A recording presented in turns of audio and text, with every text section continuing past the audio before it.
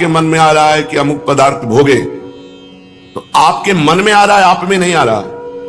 उस समय आप जागृत है कि मेरे में नहीं है। जहां आपने मेरे में स्वीकार किया वहीं आप परास्त हो जाएंगे, वहीं आप भ्रष्ट हो जाएंगे। वो विषय, वो घटना, वो परिस्थिति, वो क्रिया आपको भ्रष्ट कर देगी।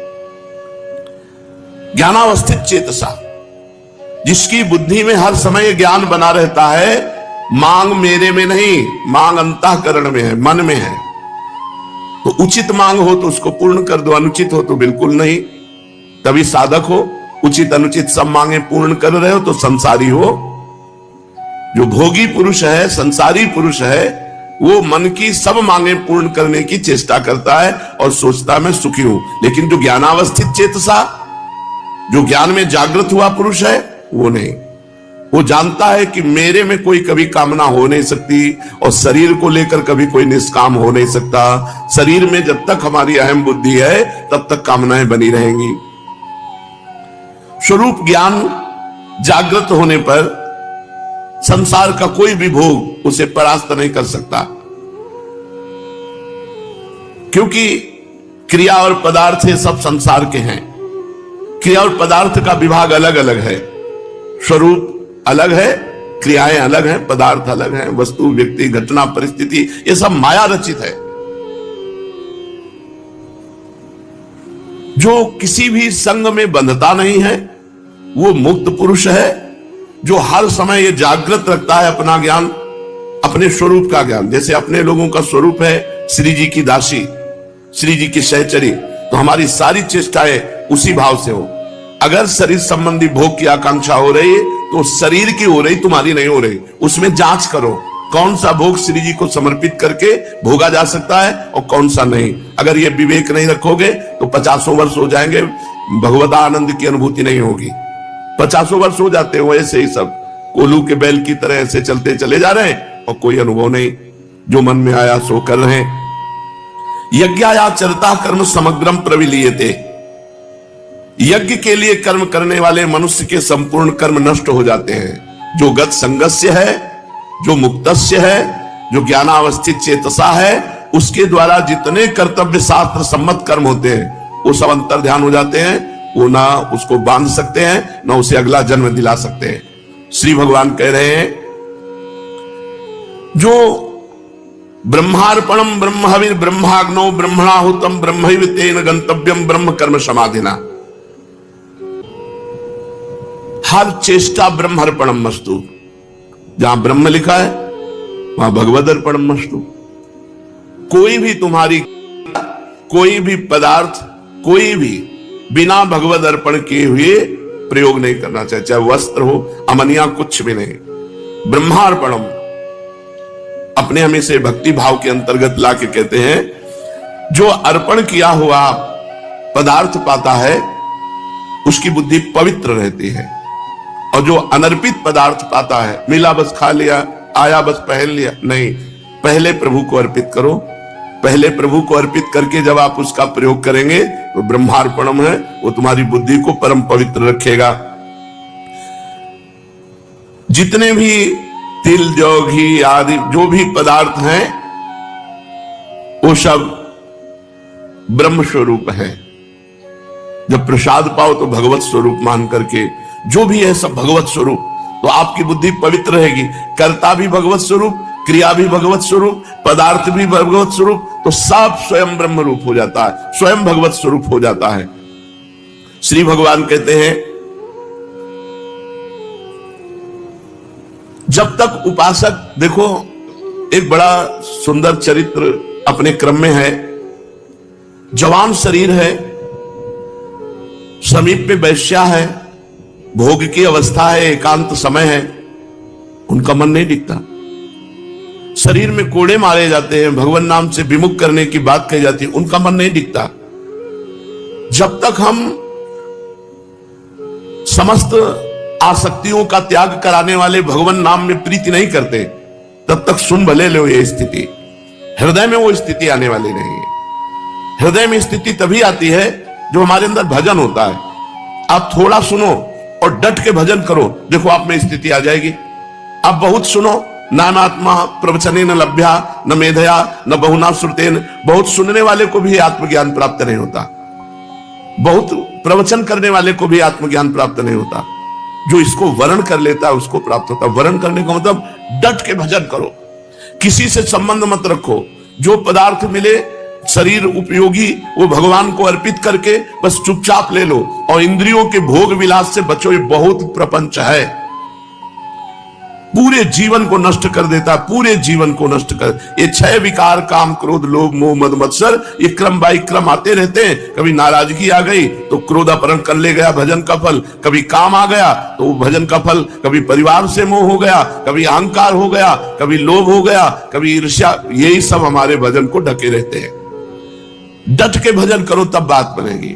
परम पावन चरित्र श्री ठाकुर हरिदास जी महाराज का, वो यद्यपि यवन कुल में प्रकट हुए हैं, पर श्रीमद् भागवत में कहा गया, अहो वत्सो पचतो गरीयान यद्विभाग्ये वर्तते नाम तुभ्यम ते पुस्तपस्ते जुहुः सस्नुरार्या ब्रह्मानुचुर नाम गृणन्ति एते।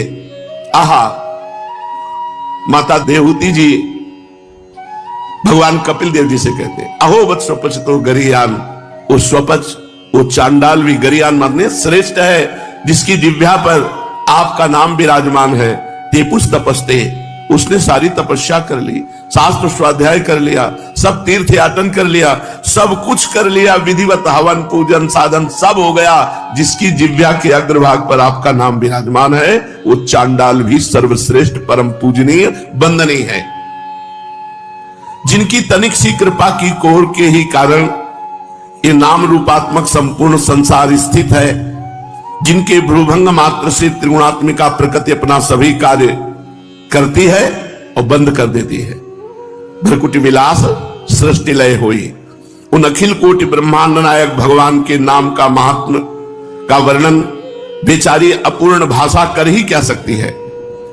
हरिनाम स्मरण से क्या नहीं हो सकता। देखो, भगवान का भजन करना है, पर गत संगस्य, किसी का संग मत करो। मुक्तस्य, हर व्यक्ति वस्तु पदार्थ घटना परिस्थिति से बिल्कुल अलग रहो। ज्ञानावस्थित चेतसा, हर समय चेतना जागृत करते रहो। मैं भगवत स्वरूप हूं, मैं श्री जी की सहचरी हूं, मैं दास हूं, मैं सखा हूं। जो भगवान ने आपको गुरुदेव के द्वारा भाव दिलाया है, उसी भाव से जागृत रहो। हर समय जो भी आप प्रयोग करो, ब्रह्मार्पणम भगवद अर्पण करके, तब नाम का रंग। नाम भी जप रहे हो, मनमानी आचरण भी कर रहे हो, इसीलिए उसका रंग नहीं चढ़ रहा। भगवान नाम जप से कौन सा कार्य सिद्ध नहीं हो सकता। जिसकी जिह्वा को सुमधुर श्री हरि के नाम रूपी रस का चस्का लग गया है, उसके लिए फिर संसार में कोई प्राप्य वस्तु ही क्या है। यज्ञ, योग, जप, तप, ध्यान, पूजा, निष्ठा, समाधि, सभी का फल भगवान नाम में प्रीति होना है।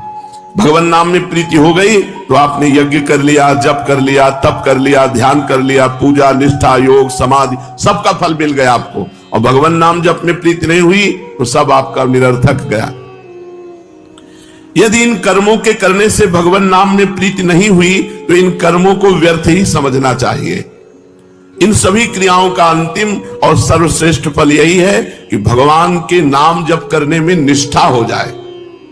हर समय जिह्वा रसमयी होती हुई बस नाम चल रहा है। जब नाम की ध्वनि चलती है ना, तो कुछ सुहाई नहीं देता। जब नाम का नशा चढ़ता है तो बहुत बड़ी सामर्थ्य आ जाती है। बस नाम कैसे बन करके जपना, यह बात ध्यान रखना है। हर परिस्थिति में राजी रहना है, कोई आसक्ति नहीं, कोई चाह नहीं। जो चाहो भगवान के चरणों में अर्पित कर दो।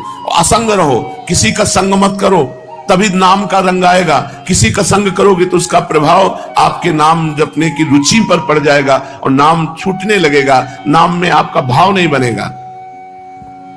समस्त सर्वश्रेष्ठ फल है साधनों का नाम में प्रीति हो जाना।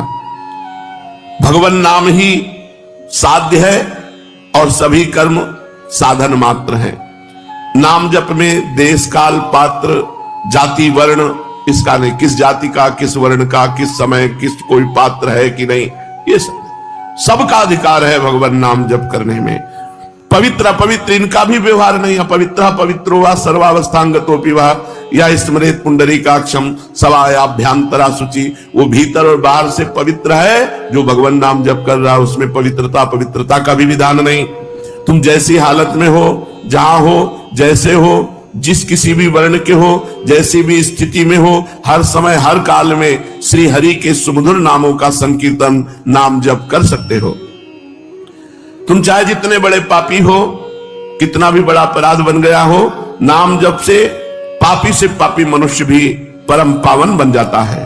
अत्यंत नीच से नीच भी सर्व पूज्य बन जाता है। सर्व पूज्य हो वत्सपचतो गरियान। गरियान माने सर्वश्रेष्ठ, स्वपच माने चांडाल। नीच चांडाल भी जिसकी जिह्वा के अग्रभाग पे भगवान का नाम है, वो सर्व पूज्य हो जाता है। छोटे से छोटा जगत पूज्य बन जाता है। छोटे से छोटा जगत पूज्य बन जाता है। बुरे से बुरा महान महात्मा बन जाता है। कबीरदास जी कहते, नाम जपत कुष्ठी भलो, चुई चुई गिरे जो चाम, कंचन देह किस काम की, जिह मुख नाहि राम।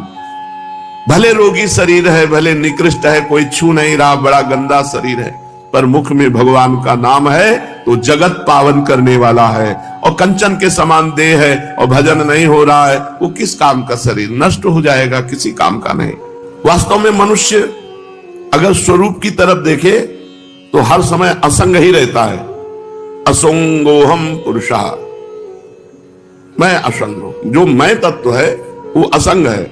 इसके अलावा जो हमारा बंधन हुआ वो यही मैं का आरोप कर लेने से हुआ। ये बात जब तक शुद्ध अंतःकरण नहीं, तब तक हमारी ये बात समझ में नहीं आएगी जो श्री भगवान गीता जी में कह रहे। 2-4 माला जप लेना और भी भगवत कार्य कर लेना, लेकिन साथ में परिस्थिति का भोग करना, व्यक्ति से लगाव रखना, क्रियाओं में कर्तापन होना, घटना में विक्षिप्त हो जाना, ये सब हो रहा है। वास्तव में मनुष्य स्वरूप से असंगो अहम पुरुषः, जो ये पुरुष है, आत्म तत्व है, ये कभी किसी का संग नहीं करता।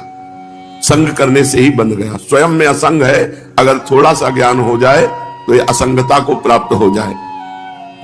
किंतु असंग होते हुए भी ये शरीर, इंद्रियां, मन, बुद्धि, पदार्थ, परिस्थिति, व्यक्ति आदि से संबंध मानकर सुख की इच्छा से उनमें लगाव कर लेता है।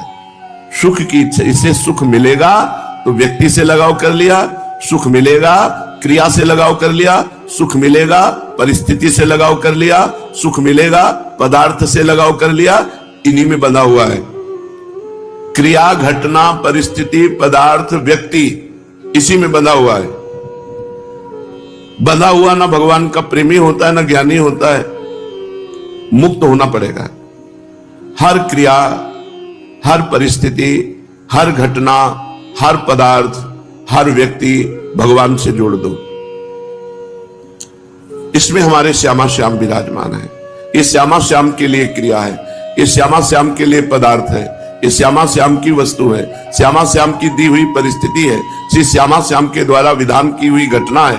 हमको विक्षिप्त नहीं होना, हमें उससे नहीं जुड़ना, हमें श्यामा श्याम से जुड़ना है। असंग स्वरूप है, पर शरीर, इंद्रियां, मन, बुद्धि, पदार्थ, परिस्थिति से व्यक्ति सुख लेने की इच्छा से लगाव कर बैठता है। बिल्कुल सत्य, सुख की इच्छा से ही बंधता है। मेरी मनचाही हो जाए, जो मैं चाहता हूं वही हो, और जो मैं नहीं चाहता वो नहीं हो, ऐसा भाव जब तक रहेगा तब तक संग करते रहोगे। वस्तु, व्यक्ति, स्थान, परिस्थिति, घटना, शरीर, इनका संग हो, और जब तक संग होता रहेगा तब तक न भक्त हो, न ज्ञानी हो, न योगी हो। तीनों को असंग होना पड़ेगा। वास्तव में होता वही है जो होने वाला है। हम क्यों चाह करें? हम चाह करके फंसे क्यों किसी वस्तु, व्यक्ति, स्थान, घटना में? जो होना वही होगा। लाई घटे न तिल बढ़े, रहुरे जीव निशंक। जो विधना ने लिख दिया छठी राव के अंक, लाई घटे न तिल बढ़े, रहुरे जीव निशंक। हम क्यों चाह करें? न वस्तु की, न व्यक्ति की, न परिस्थिति की। जिस समय जो वस्तु, व्यक्ति, परिस्थिति, घटना जैसी होगी हो जाएगी, हमको तो हर समय भगवत स्मरण परायण रहना है। जो होने वाला है उसे चाहे या ना चाहे वो होके रहेगा, और जो नहीं होने वाला है उसे चाहे या ना चाहे वो नहीं होगा। जो नहीं होने वाला आप चाह करो या ना करो नहीं होगा, जो होने वाला है आप चाह करो या ना करो होके रहेगा। अतः अपनी मनचाही करके साधक फंसता है, बिना कारण फंसता है और फंस करके दुख भोगता है। इसलिए उपासक को चाहिए गत संगस्य, क्रियाओं से, पदार्थों से, व्यक्ति से, वस्तु से, घटना से अपना कोई संबंध नहीं है। ये हर समय ज्ञान जागृत रखे, लेकिन बहुत कठिन है। मुक्तस्य, जो अपने स्वरूप से सर्वथा अलग है, उससे जो संग रहित है उसी को मुक्त पुरुष कहते हैं। स्वरूप से सब कुछ अलग है, अपने स्वरूप के सिवा, अपने परमात्मा स्वरूप के सिवा ये सब मायामय है, ये सब मिथ्या है, सब मिटेगा, सब नष्ट होगा। जो अपने स्वरूप से सर्वथा अलग है, उन क्रियाओं और शरीर आदि पदार्थों से अपना संबंध जो नहीं मानता है, कामना, ममता, आसक्ति पूर्वक उनसे अपना संबंध मान लेने से ही बंध जाता है, पराधीन हो जाता है। जो योगी, जो साधक अपने इन माने हुए शरीर, पदार्थ, क्रिया, इनसे संबंध नहीं रखता, वो मुक्तस्य, वो माया मुक्त हो जाता है, वो दुखों से मुक्त हो जाता है। ज्ञानावस्थित चेतसः, जिसकी बुद्धि स्वरूप ज्ञान में स्थित है, जिसकी बुद्धि स्वरूप ज्ञान में नित्य निरंतर जागृत है। भगवान जिस पर कृपा करते हैं उसको केवल केवल अपना रास्ता देते हैं, और जो कृपा का पात्र नहीं बनता उसे संसार दे देते हैं। हरिदास जी के पास अपना कहने वाला कोई था ही नहीं, क्योंकि माता पिता पधार ही गए, वैष्णव के संग से ही जीवन कट रहा था। एक कमंडल भी नहीं था इनके पास, बस ये गांव में भिक्षा मांग लेते, भिक्षा में जो कुछ मिल जाता 24 घंटे में एक बार उसे पा लेते, और हर समय नाम जप करते थे। काफी समय अद्वैताचार्य जी के पास रहे। घर छोड़कर ये वन ग्राम के समीप बेनापोल नाम के घोर निर्जन वन में एक फूस की कुटी बनाई, और वहां अकेले नौ किशोर अवस्था से बेनापोल में एक फूस की झोपड़ी में बस नाम जप कर रहे। अब नाम जप से चेहरे में तेज आता है।